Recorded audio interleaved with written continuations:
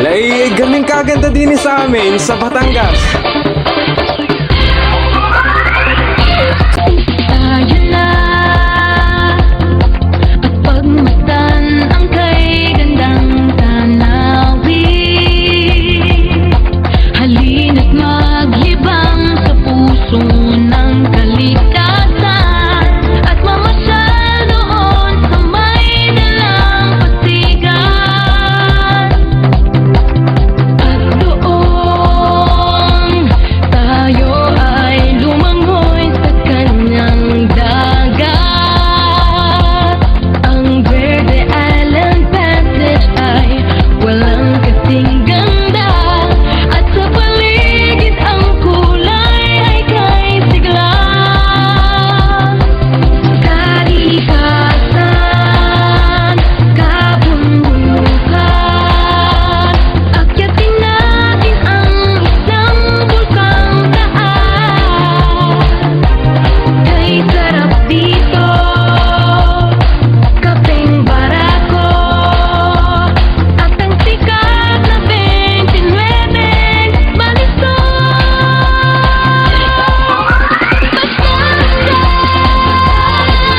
Ang buhay ay puno ng kasiyahan,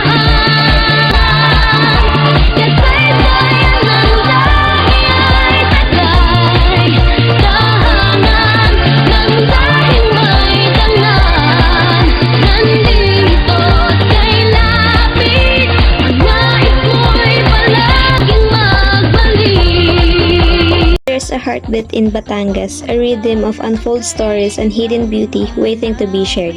We stand to the edge of a new beginning, a moment to unveil the souls of this remarkable place. Tuklas ng Pagbabago is our invitations to journey beyond the surface, to discover the true spirit of Batangas and empower the communities that shape its identity. We're not simply showcasing, we're building bridges, connecting hearts, and creating a future where the richest of traditions fuel sustainable progress. Imagine a Batangas reborn, where every step taken is a step towards a brighter, more vibrant tomorrow. Join us as we explore, empower, and evolve together and leave a legacy of meaningful change. Our event name, Tuklas, Landas ng Pagbabago, encapsulate the essence of our event, serving as both a call to adventure and the promise of meaningful transformation. Tuklas, meaning discovery, invites attendees to explore the hidden natural and cultural treasures of Batangas, unveiling the region's underappreciated beauty and potentials. Coupled with Landas ng Pagbabago, or path of transformation, the name signifies our commitment to driving sustainable growth and positive change within the local tourism sectors. This event is not merely a showcase, it's a journey, a progression toward the brighter future, where the region's unique heritage is celebrated and empowered, ensuring that the explorations leads to lasting, impactful evolution. Witness Batangas Reborn, a vibrant tapestry of traditions and progress woven together by the threads of discovery. Our event logo visually embodies our event's core themes of discovery and transformation through a dynamic ascending path. This path rendered with the subtle wave pattern to reflect Batangas' diverse terrain, transitions with a deep blue base, symbolizing the region's natural beauty and tranquility, to a vibrant orange peak, representing positive energy and cultural richness. Stylized sun signifies the bright future and positive change, while the event's name, Tuklas, is presented in bold letters to emphasize explorations with Landas ng Pagbabago, beneath in smaller capitalized letter to highlight the transformative journey. This design effectively captures the event's missions to explore Batangas' hidden gems and empower its tourism sector, creating a powerful and memorable visual representations of its goals. Our event tagline, Explore, Empower, Evolve, is a simply yet powerful invitation, a three-part promise that truly capture a spirit of our event. Explore gently guides people to discover the hidden beauty and unique attractions of Batangas, making sure everyone feels the excitement of finding something new. Empower highlights our strong commitment to helping local communities and businesses go through good tourism practices, creating real opportunities for everyone involved. Show our dedications to make positive changes in the tourism industry, helping Batangas move forward in a way that respect and its traditions and ensure a lasting future. This tagline is designed to create a sense of purpose and excitement, encouraging everyone to join in making Batangas a better place. It's a clear and direct message that aims to inspire actions and leave a positive impact on everyone who hears it. Our goals is to establish region as a primary sustainable tourism development, to drive economic growth and community development, to preserve and promote the region cultural heritage, create a memorable and engaging experience that encourages repeat visitations to Batangas, to attract at least 4,000 attendees, to attract at least 2,000 domestic tourists, to increase revenue for local tourism businesses, to document and showcase 10 local cultural heritage sites. Our target audience, we have local resident, community leaders, local businesses, students, and families within Batangas, and domestic tourists, families, young professionals, and adventure seekers seeking weekend getaways and cultural experiences.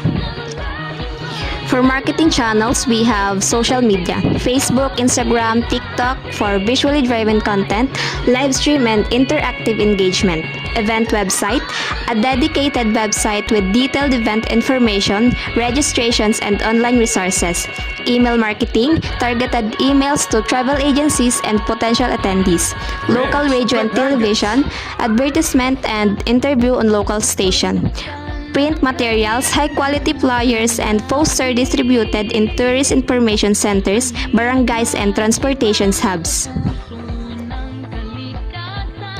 Our key messages, join us at Tuklas, Landas ng Pagbabago. We will discover Batangas' hidden treasure, showcasing the unique and often overlooked beauty of our region, and invite you to truly experience authentic Batangas culture, celebrating the rich heritage and traditions that make us who we are.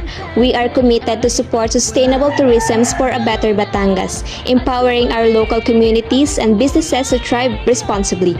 Together, we'll join the transformations, building the future where innovation and traditions work hand in hand to create a vibrant and sustainable tourism sector for generations to come.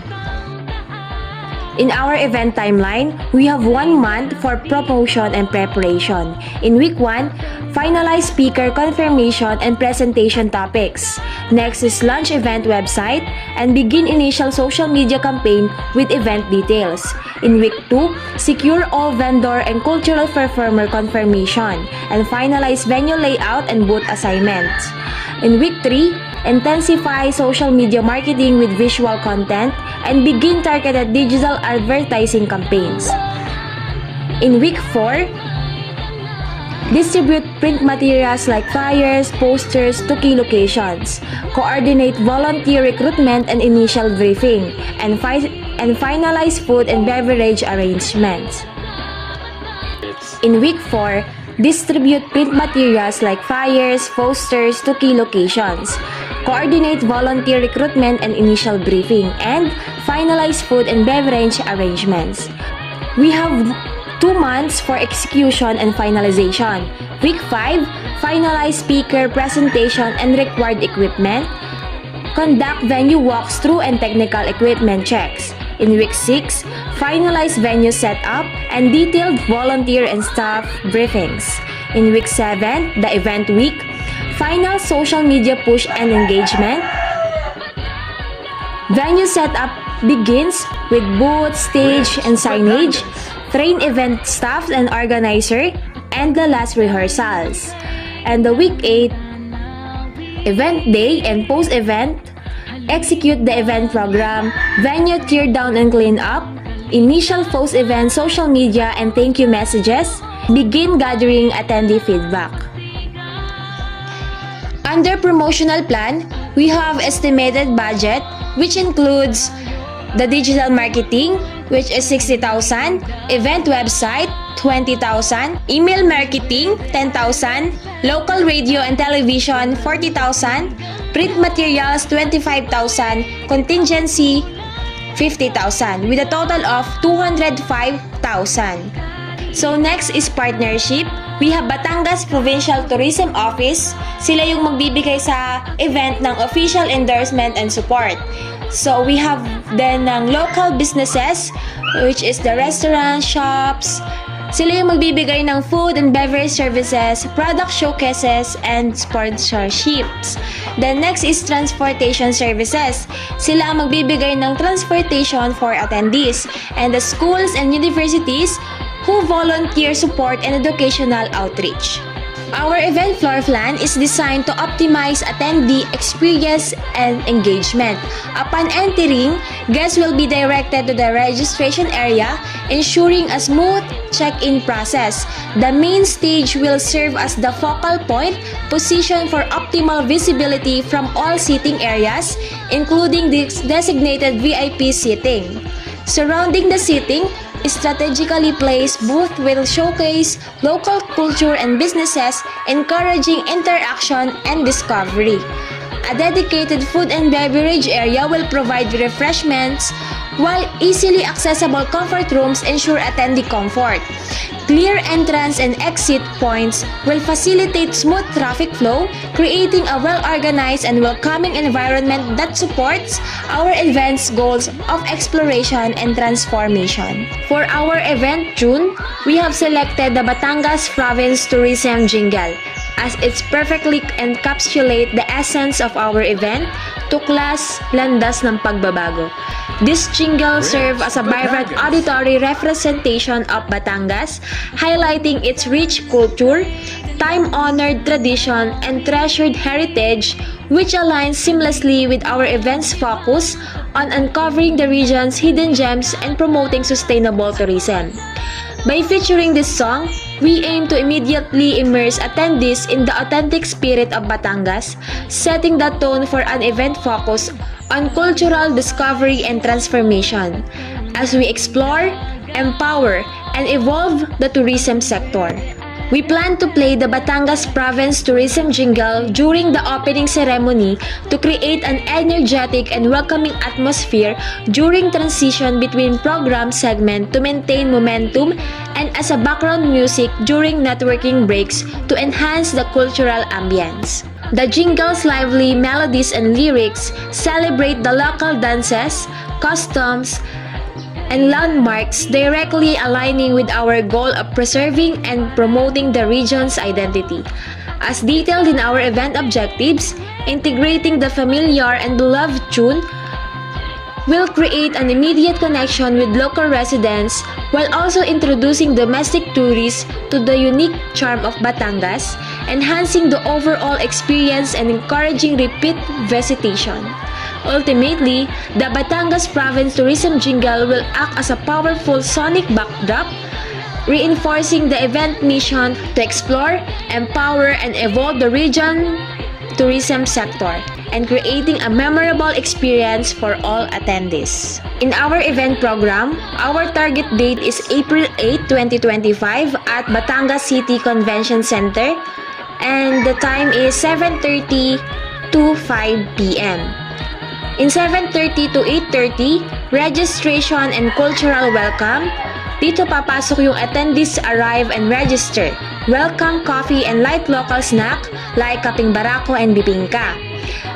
8:30 to 9 a.m., opening ceremony and cultural showcase.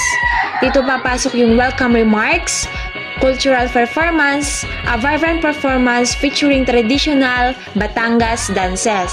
From 9 a.m. to 10:30 a.m., papasok ang ating isang speaker, which is si Dr. Luisa Mercado, a cultural heritage expert. The topic is the rich historical and cultural significances of Batangas tradition, how cultural heritage can be leveraged to attract tourists and boost the local economy, and strategies for preserving and promoting cultural heritage in a sustainable way. Then magkakaroon ng interactive Q&A session. Then from 10:30 to 11 a.m., booth exploration and networking break, which attendees explore the various booths showcasing Batangas culture and traditions. And from 11 a.m. to 12:30 p.m., interactive workshop, community-based cultural tourism, sharing our stories, kung saan papasok dito ang facilitated workshop focusing on how local communities can engage in culture tourism. Participants share stories and ideas for developing authentic cultural experiences, and discussion on the benefits of community-led tourism initiative. And next, 12:30 p.m. to 1:30 p.m. dito papasok ang lunch break. And 1:30 p.m. to 3 p.m. dito papasok ang second speaker, which is si Mr. Ricardo Reyes, Digital Tourism Marketing Specialist. So the topic will he discuss is effective digital marketing strategies for promoting Batangas as a tourism destination, utilizing social media content, marketing, and online platforms to reach target audience, building a strong online presence and brand identity for the region, analyzing the data and measuring the impact of digital marketing campaigns. 3 p.m. to 3:30 p.m. networking break. So attendees have opportunity to network and visit the exhibition area featuring local businesses and artisans. Light refreshment and snacks.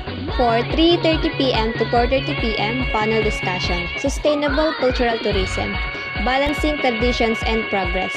Panelists include local cultural experts, tourism professionals, and community leaders. Discussions on the challenges and opportunities of sustainable cultural tourism. Strategies for preserving traditions while embracing modern tourism practices. And for 4:30 p.m. to 5 p.m. is the closing ceremony. So doon magkakaroon ng closing remarks. So magkakaroon ng recognitions of appreciation sa mga guest speaker, VIP, and sa mga attendees.